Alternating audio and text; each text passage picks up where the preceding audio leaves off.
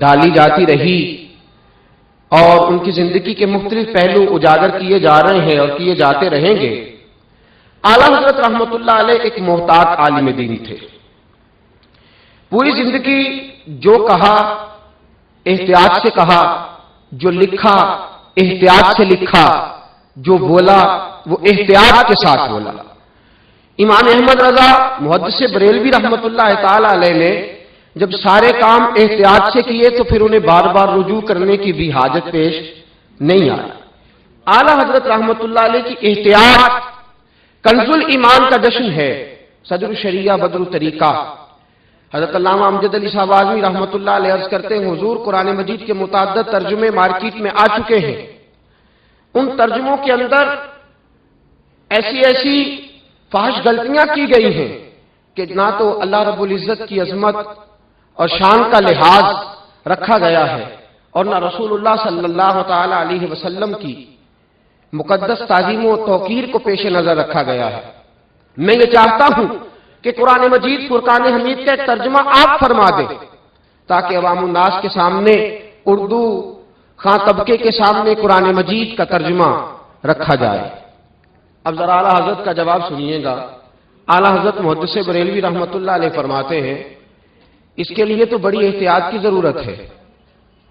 ترجمہ کرنے والا، ترجمہ لکھنے والا وہ سب باوضو ہونے چاہیے، اس کا کمپوز کرنے والا باوضو ہونا چاہیے، اس کی پروف ریڈنگ کرنے والا باوضو ہونا چاہیے، کاپیاں جوڑنے والا باوضو ہونا چاہیے، پریس والا باوضو ہونا چاہیے۔ اتنی احتیاطیں اگر ہو سکتی ہیں تو میں ترجمہ کرنے کو تیار ہوں۔ اعلیٰ حضرت محدث بریلوی رحمۃ اللہ تعالی علیہ جب یہ ارشاد فرماتے تو حضرت صدر الشریعہ رحمۃ اللہ علیہ فرماتے ہیں، ٹھیک ہے حضور، ان احتیاطوں کا بندوبست کرنے کی بھی کوشش کی جائے گی، آپ ترجمہ شروع فرمائیے۔ اب یہاں دیکھیے احتیاط کا پہلا پہلو اعلیٰ حضرت محدث بریلوی رحمۃ اللہ علیہ پیش نظر رکھ رہے ہیں۔ اب اعلیٰ حضرت نے فرمایا اس طرح کیجئے کہ جتنے ترجمے مارکیٹ میں موجود ہیں اردو کے، وہ سب ترجمے آپ پہلے اکٹھے کریں تاکہ ان کے اندر جہاں جہاں غلطی ہے اس پر تنبیہ بھی کی جائے اور اس کو درست کر کے اپنے ترجمے کے اندر شامل بھی کیا جائے۔ اب وہ ترجمہ اکٹھا کرنا ہے، اس پر بھی محدث بریلوی رحمۃ اللہ علیہ کی آپ احتیاط ملاحظہ فرمائیے۔ فرمایا کسی کا بھی اردو ترجمہ منگواؤ تو ڈاک سے نہ منگوانا۔ قرآن مجید جب بھی کسی کا بھی منگواؤ، حضرت صدر الشریعہ سے فرماتے تو ڈاک سے نہ منگوانا، بے ادبی ہوتی ہے۔ خود کوئی آدمی جائے اور قرآن مجید جا کر کے لے آئے۔ صدر الشریعہ رحمۃ اللہ علیہ فرماتے مجھے مہینوں لگ گئے چند قرآن مجید کے ترجمے اکٹھے کرنے میں، اس لیے کہ خود جاتا اور جا کر وہاں سے لاتا۔ اعلیٰ حضرت فاضل بریلوی رحمۃ اللہ علیہ کی زندگی جگر راہ وفا میں نقش ایسے چھوڑ آیا ہوں، میں جس منزل سے گزرا ہوں وہ اب تک یاد کرتی ہے۔ اعلیٰ حضرت فاضل بریلوی رحمۃ اللہ علیہ نے اس احتیاط کے ساتھ قرآن مجید کا ترجمہ کیا۔ یہ پاکیزہ فکر ترجمہ کرنے سے پہلے دامنگیر ہے کہ اس کے احترام کو، قرآن مجید جو اللہ کی کتاب ہے، اس کے تقدس کو ہم کس طرح جو ہے وہ پیش نظر رکھیں اور کیا کیا احتیاطیں ہونی چاہیے۔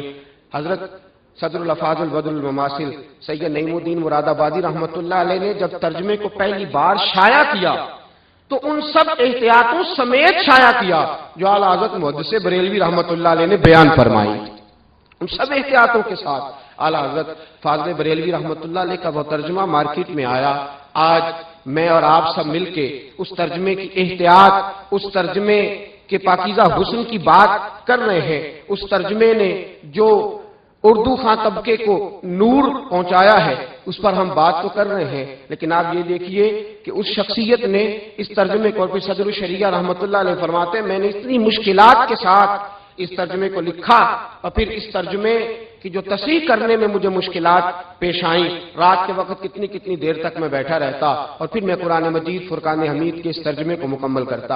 اب اعلیٰ حضرت رحمۃ اللہ تعالی علیہ چونکہ اپنے وقت کے مجدد تھے، اور مجدد جو تجدید کا کام کرتا ہے تو وہ 100 سال کے لیے لوگ اس کام کو دیکھتے ہیں اور اس کی اس تجدیدی کام کو سامنے رکھ کر لوگ اپنے لیے لاہ عمل مرتب کرتے ہیں۔ فاضل بریلوی رحمۃ اللہ علیہ کا یہ ترجمہ قرآن جب مارکیٹ میں آیا، ماننے والے ہوں یا نہ ماننے والے ہوں، اعلیٰ حضرت رحمت اللہ علیہ سے عقیدت رکھنے والے ہوں یا فاضل بریلوی رحمت اللہ علیہ کی مخالفت کرنے والے ہوں، اعلیٰ حضرت کا ترجمہ بعد والے تمام ترجموں کو آپ جب دیکھیں گے تو اعلیٰ حضرت کے ترجموں کو ان کا راہبر پائیں گے، کسی نہ کسی لحاظ سے، کسی نہ کسی انداز میں۔ میں نے تفصیل سے وہ ساری باتیں لکھ دی ہیں کہ کس کس نے، اور مخالفین میں سے بھی